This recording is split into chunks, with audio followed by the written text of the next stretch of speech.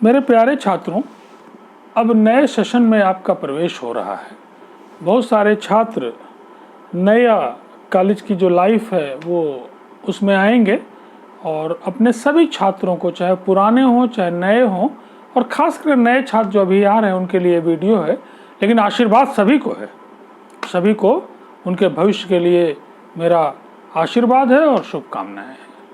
जो नए छात्र आ रहे हैं उनको ज़रूर मैं संदेश देना चाहूँगा, क्योंकि इसी 30 जून को मैं सेवानिवृत्त इस नौकरी से हुआ हूँ। नो डाउट, ऐसा नहीं कि पढ़ाई से निवृत्त हुआ हूँ, इस नौकरी से सेवानिवृत्त हुआ। आपके साथ मैं लगातार पढ़ाता ही रहूँगा आपको, क्योंकि पढ़ाई मेरा पैशन है। तो अब जब आप आए हैं तो मैं आज इस विषय पे बोलूँगा कि आप जीवन शैली अपनी कैसी रखें, क्योंकि जीवन शैली का मेरा मानना, मेरा अनुभव जो मैं आपके साथ साझा कर रहा हूँ कि जीवन शैली अगर अच्छी है तभी आपके करियर में पढ़ाई कुछ योगदान दे सकती है, कुछ क्या पूरा योगदान दे सकती है। लेकिन अगर आपकी जीवन शैली अच्छी नहीं है तो फिर आप प्रॉब्लम में होंगे। उसमें सबसे इम्पॉर्टेंट है आपका स्वास्थ्य। स्वास्थ्य अगर अच्छा है तभी आप अच्छा से पढ़ सकते हैं।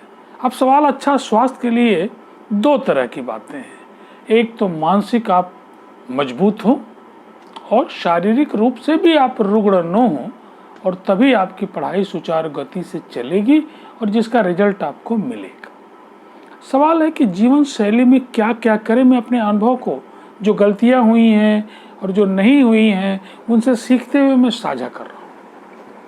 आप पहला काम तो ये करें कि मोबाइल का जो यूज है, चीन में कल पढ़ रहा था कि युवाओं को 2 घंटे के लिए मोबाइल दिया जाएगा। ठीक है, उस तरह का रिस्ट्रिक्शन के मैं पक्ष में नहीं हूँ, लेकिन मोबाइल आपके लिए अमृत समान है पढ़ाई लिखाई के लिए, लेकिन बहुत सारे उसके दुष्प्रभाव हैं। पहला तो मैं यही चाहूँगा कि आप टर्निंग एज से गुजर रहे हैं, बीएससी पार्ट 1 में आए हैं, इंजीनियरिंग में आए हैं, इसमें बहुत सारे हार्मोनल चेंज हो रहे हैं, बहुत सारी चीज़ें हैं, बहुत सारा उत्साह आपके अंदर है, बहुत सारी चीज़ें हैं। तो आप मोबाइल को लिमिटेड करिए, पढ़ाई के लिए यूज करिए, मनोरंजन भी करिए, लेकिन लिमिट में करिए। अब ये नहीं कि आप एडिक्टेड हो जाइए, हरदम मोबाइल चलाइए, नो, इसके मैं पक्ष में कतई नहीं। दूसरी चीज़ कि अपना खान पान सात्विक रखिए, इसके मैं पक्ष में हूँ, क्योंकि अगर आपने खा लिया बहुत ज़्यादा, रात में आपने पता एक एग्जाम्पल से कि आपने खा लिया खूब जम के, गले तक आप खा लिए, डाइजेशन आपका अच्छा नहीं हुआ, रात भर आप बेचैन हुए, अच्छी नींद नहीं आई, और सुबह आप देर तक उठे, तो निश्चित रूप से आपका दिन, आधा दिन जो है आलस में बीत जाएगा। मैं जब याद है कि जब मैं आईटी कानपुर में प्रोफेसर वीके सिंह साहब के लैब में कुछ दिन रहा, मुझे सौभाग्य प्राप्त था, जो कि भटनागर अवार्डी भी हैं। उनका ये मानना था अपने छात्रों के लिए, मैं तो वहाँ रिसर्च एसोसिएट की हैसियत से, लेकिन उनका ये प्रेशर होता था बच्चों पे कि पहले हाफ में आप लाइब्रेरी नहीं जाएंगे। क्यों? उनका ये मानना था कि रात में खाने के बाद आपको जो ऊर्जा आपको सुबह मिली हुई है, उसका इस्तेमाल आप फिजिकल लेबर में करें। फिजिकल लेबर मतलब केमिस्ट्री में फिजिकल लेबर का भी योगदान है थोड़ा, कि आपको रिएक्शन लगाना है, थोड़ा फिजिकल उसमें पता लग ग्राइंडिंग करनी है, आपको बीकर में लगाना है, कुछ काम करना है। तो ऐसा नहीं कि आप लाइब्रेरी चले जाएं और बैठ के वहाँ गप मारें और थोड़ा रिलैक्स करें, नो। फर्स्ट हाफ में वो रिएक्शन लगाने के लिए प्रेरित करते थे। अब मुझे समझ में आता है ऐसा क्यों करते थे। उन्होंने एक आध बार मुझे बताया ऐसा मैं क्यों करता हूँ, और पूरी तरह उनकी बात मुझे सत्य लगती है। तो पहले आप हाफ में सबसे पहला काम है कि आप सुबह उठिए। 8 बजे 9 बजे उठेंगे तो आपके लिए तो दिन बहुत छोटा हो जाएगा। तो कोशिश करिए कि आप 11 बजे तक, 10:30 बजे तक सो जाइए। इतने समय में ए लॉट ऑफ टाइम आपके पास है। 5 बजे से लेके 6 बजे से लेके 24 घंटा पढ़ना नहीं, आप 2-3 घंटा अगर रोज पढ़ते हैं, रोज का रोज पढ़ते हैं, 2 घंटा भी रोज पढ़ते हैं कंटिन्यूअस मैनर में, कोई विशेष बात हो गई उसकी मैं चर्चा नहीं कर रहा, लेकिन आमतौर पर अगर 2-2.5 घंटा आप रोज पढ़ते हैं, रेगुलरिटी है, और मॉर्निंग में आप उठते हैं और अपना 1 घंटा सुबह सुबह उठ के अपने शरीर को दीजिए। प्राणायाम करिए, योगा करिए। आजकल तो यूट्यूब जो आप फ़ोन रखे हो उसमें ये देख लीजिए, क्योंकि जब आप प्राणायाम, योगा, इन सब चीज़ों को करेंगे, दे आर साइंटिफिकली प्रूव्ड, आपके अंदर अथाह ऊर्जा, कंसंट्रेशन की पावर सब बढ़ जाएगी। और पढ़ाई is a game of concentration. मैंने कई बार इसका अनुभव किया है। पेज का पेज में पढ़ गया हूँ, कुछ सोच रहा हूँ, पता लगा ध्यान से देखा, अरे कुछ मुझे पता ही नहीं चला मैं क्या पढ़ गया। तो concentration is very important. Concentration से 1 घंटा, आधा घंटा पढ़ना ही 5 घंटे के बराबर है।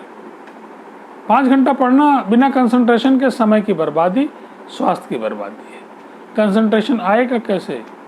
सात्विक भोजन से। पहला काम है कि आप इन जनरल सात्विक भोजन करिए। सात्विक मीन्स कम खाइए, बहुत ज़्यादा खाने की आदत मत डालिए, क्योंकि खाना बहुत ज़्यादा खाने से बहुत ताकत नहीं आ जाएगी। एक अनुपात में आप खाना खाइए और उसके बाद टाइम पे सोइए, प्रॉपर नींद लीजिए, सुबह उठ के प्राणायाम करिए और फिर जल्दी से जल्दी नहा लीजिए। मेरा ये अनुभव है कि जो लोग जल्दी नहाते नहीं हैं या जल्दी उठते नहीं हैं, किसी न किसी स्टेज पे रुग्ण हो जाते हैं, और रुग्ण हो गए तो सारी प्लानिंग उसकी गई। तो पहला काम तो यही है कि सुबह उठिए, आराम से नहाइए, धोइए, पूजा करिए। पूजा इज़ वेरी इंपॉर्टेंट। कोई ज़रूरी नहीं पूजा का मतलब टंड घंटे या कोई मैं आडंबर की बात कर रहा हूँ।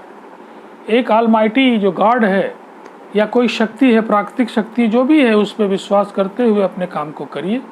उससे ये भी होगा कि आप गॉड फियरिंग होंगे तो कोई गलत काम नहीं करेंगे, कोई अनैतिक काम करने की हिम्मत नहीं करेंगे। ये भी एक प्लस पॉइंट है। और छात्र जीवन में अगर आपको नैतिकता नहीं आती है तो आप साक्षर भी नहीं हो पाएंगे। ऐसे कहते हैं ना, साक्षर तो हुआ लेकिन नैतिक ज्ञान नहीं। मेरा मानना है कि नैतिक ज्ञान नहीं होगा तो साक्षर भी नहीं हो पाएगा। वो चोर है, गंदी आदतें उसके अंदर है, मेरे ख्याल से वो विद्या भी, सरस्वती माँ भी उसको नहीं आने वाली है, क्योंकि विद्या भी जो है वो सात्विकता से ही आएगी। और तब एक अच्छा कैरियर, मैं आपको बताऊं, इस कॉलेज में रहते हुए शुरू में लगता था कि यार इस कॉलेज के बच्चे तो BHU से आया था, BSc ऑनर्स, MSc PhD बड़ी जगह से, IIT कानपुर में रहा था, तो लगता था कि अरे कहाँ मैं आ गया। लेकिन नहीं, ये मेरा सौभाग्य है कि मैं अपनी उस पूरी ऊर्जा को इन बच्चों को देने में लगाया हूँ। जो बच्चा ग्राउंड लेवल पे है उसको उठाने में बड़ी ऊर्जा की आवश्यकता है। जो पहले से इतने ऊपर है उसको उठाने में, और यहाँ तक टारगेट है तो ज़्यादा मेहनत नहीं है। बच्चे को यहाँ से मैंने उठाया है। मैं MSc में भी जब क्लास लेता रहा हूँ तो हाई स्कूल से मैं पढ़ाना शुरू करता रहा हूँ उसे, और इसका मुझे संतोष है। क्यों? बहुत सारे बच्चों को मैंने इसी प्लेटफॉर्म से IITs में जाते देखा है। एक बच्चे का मैं उल्लेख करूँगा आपके साथ। पिछले 7-8 साल पहले एक शमशाद मलिक नाम का बच्चा, यहीं नज़दीक का, शासनी गेट का, वो बराबर मुझसे कुछ मैकेनिज्म के बारे में इंटरेस्टेड था, नया था। इंटरमीडिएट मैकेनिज्म पढ़ाते नहीं UP बोर्ड में। सब क्यों नहीं पढ़ाते उसका कारण ठीक है, उनको भी हो सकता है उतना क्लियर ना हो, पुराने ज़माने की बात है। तो मैं ठीक उसकी क्लियरिटी करता था। बहुत बार मुझे चिड़चिड़ाहट भी लगती थी, कुछ जितना चाहिए पूछना उससे ज़्यादा ही कुछ ज़्यादा पढ़ रहा है। खुश भी होता था, चिड़चिड़ाता। कई बार उसको कहता था कि तुम कहाँ की बातें लाते हो। नहीं, उसको उत्सुकता थी, और मैं बराबर क्लास में मोटिवेट करता ही करता हूँ कि अगर आप BSc फर्स्ट क्लास हैं और मैथ ग्रुप के हैं तो निश्चित रूप से IITs में केमिस्ट्री है, और एक बार IIT में अगर आप MSc केमिस्ट्री में आ गए तो भूल जाएंगे कि कैरियर में कितना बड़ा उछाल है। और वही हुआ।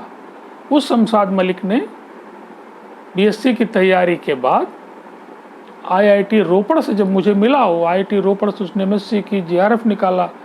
आज प्रधानमंत्री फेलोशिप उसके पास है, 75,000 रुपये महीने के आसपास। ISC बंगलौर जो वर्ल्ड के टॉप इंस्टीट्यूट में है, उसमें वो PhD करता है। दुनिया के रॉयल सोसाइटी में उसका पेपर देख के खुश होता हूँ, क्योंकि खुश होने वाले 2 ही लोग हैं, या तो माता पिता हैं या तो गुरु है। निश्चित रूप से मुझे प्रसन्नता प्राप्त होती है। मैं बहुत बार उसे लिखता भी हूँ, वो भी मुझे लिखता है। तो बहुत सारे बच्चों को मैंने देखा है जो अमेरिका में प्रोफेसर है और जगहों पे हैं, IITs प्लेटफॉर्म पे गए, जहाँ गए वहीं पे धूम मचाया है उन लोगों ने। तो किस जगह पे आप आए हैं वो उतना इम्पोर्टेंट नहीं है। आपकी पर्सनल मेहनत, पर्सनल आपका मोटिव कि मैं आगे बढ़ूँगा, यही आपको भविष्य में बहुत आगे ले जाएगा। और इसके लिए नैतिक बल की आवश्यकता है। और नैतिक बल अगर नहीं आया आपके अंदर, तो लोग कहते हैं नैतिक बल नहीं आया लेकिन ब्रेड एंड बटर मिल जाएगा। नहीं, मेरा मानना है कि ब्रेड एंड बटर भी नहीं मिल पाएगा। इसलिए मेरा आप लोगों को यही संदेश है कि आज आप नई ज़िंदगी शुरू कर रहे हैं हायर एजुकेशन में, इसको सार्थक बनाने के लिए ईमानदार होइए, गॉड फियरिंग होइए और सात्विक चरित्र रखिए और मन से 2 से 3 घंटा रोज पढ़िए। मैं कोशिश करूंगा कि फर्स्ट सेमेस्टर और 5th सेमेस्टर जो अभी शुरुआत होगी, इन दोनों कोर्सों को, वैसे मैंने फर्स्ट सेमेस्टर के सारे कोर्स को डाल दिया है, लेकिन पुनः एक बार मैं ऑब्जेक्टिव है, सब्जेक्टिव है, उसमें भी कुछ प्लस माइनस जो भी कम होगा अपनी वीडियो देख के, मैं उसमें और ज़्यादा रिफाइनमेंट के साथ डालना चाहूँगा।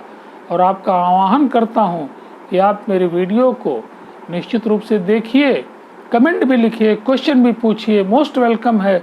इससे निश्चित रूप से मेरे 40 साल के करियर का आपको फ़ायदा मिलेगा ही मिलेगा। तो बहुत बहुत आशीर्वाद है और बहुत बहुत शुभकामना है। धन्यवाद है।